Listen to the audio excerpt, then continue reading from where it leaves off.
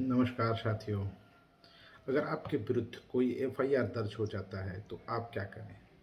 इसका समाधान तुरंत मैं बताने वाला हूँ। एफआईआर एक ही कंडीशन में दर्ज होती है, जब आपने कोई संगीन अपराध कारित किया। अगर आपने कोई संगीन अपराध नहीं कारित किया है तो आपके विरुद्ध एफआईआर दर्ज नहीं हो सकती है। संगीन अपराध की श्रेणी के लिए सीआरपीसी में शेड्यूल बनाए गए हैं, जो सेकंड शेड्यूल्स में दिए गए हैं, फर्स्ट शेड्यूल्स में दिए गए हैं, फर्स्ट शेड्यूल्स में उसमें और 320 सीआरपीसी में जिनको मेंशन किया गया है वही संगीन और असंज्ञेय अपराध की श्रेणी में आते हैं।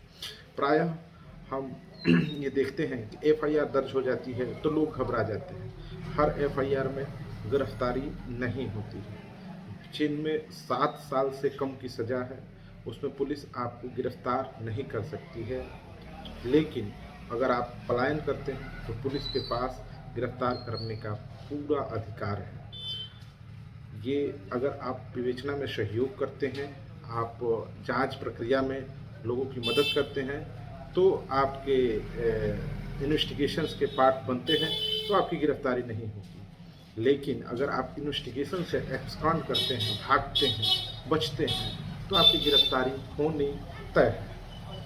अब एफआईआर दर्ज हो जाए तो क्या करें?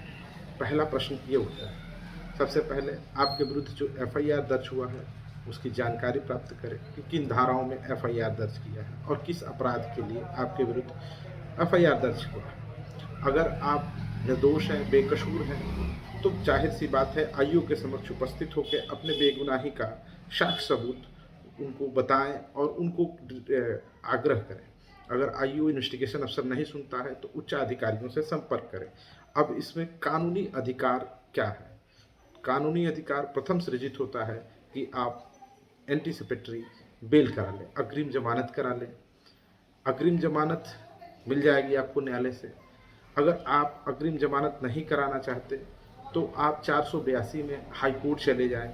हाई कोर्ट में 482 में इस एफआईआर को अगर पूरे तथ्य आपके विरुद्ध गलत हैं और आपके पास स्ट्रांग सबूत हैं तो उस तथ्य और सबूत के साथ 482 में हाई कोर्ट जाएं और हाई कोर्ट में एफआईआर क्वैशिंग के लिए पटिशन फाइल करें।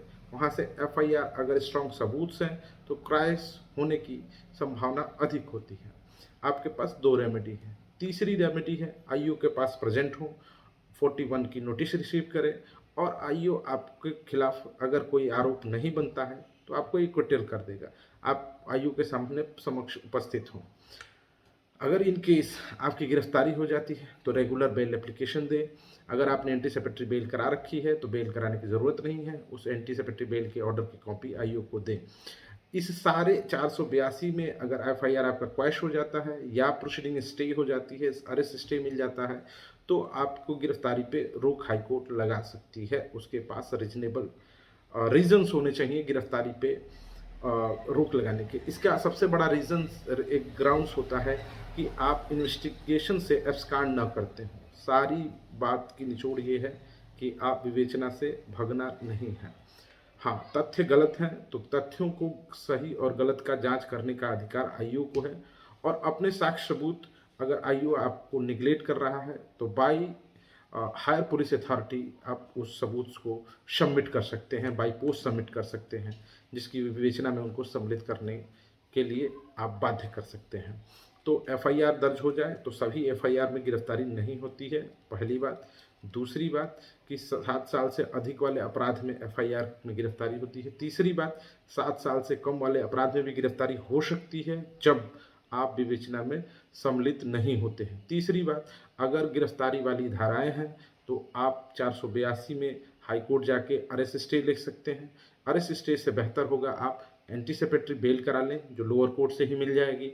अगर आपके विरुद्ध गलत तथ्यों के आधार पर एफआईआर दर्ज हुआ है तो आप 482 में जाकर हाई कोर्ट से स्टे ले लें।